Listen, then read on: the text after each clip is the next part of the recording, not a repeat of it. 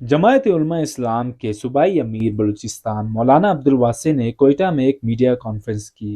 Conference में मौलाना वासे ने जमायत उलमा इस्लाम के कायद मौलाना फजलुर रहमान की कोयटा आमद होने से मुतल्लिक इत्तला दी और साबका वजीर आला नवाब असलम रसानी की जमीयत में शमूलियत पर इजहार तशक्कुर किया।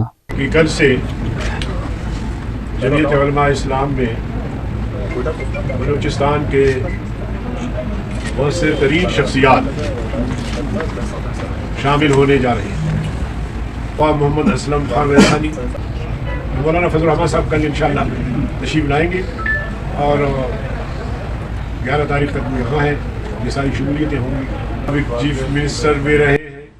उन्होंने बताया कि असलम रसानी जैसी शख्सियत की मौजूदगी उनकी जमात को बलूचिस्तान में मजीद मजबूत बना देगी। मौलाना वासे ने तहरीक इंसाफ की हुकूमत और इमरान खान पर भी सियासी वार किए और कहा कि उनकी सियासत उनके ज़ाती मफाद तक महदूद है और उनके तमाम बयानिए झूठ पर मबनी हैं।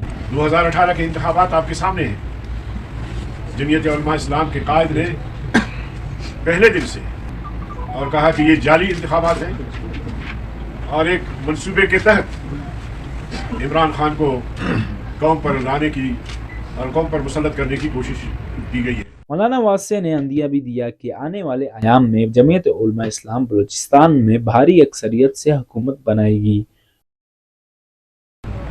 और आने वाले इंतखाबात में जमीयत उलमा इस्लाम का पूरे मुल्क में और बिलखुसूस बलूचिस्तान में एक मौसर रोल होगा। वश न्यूज़ कोयटा।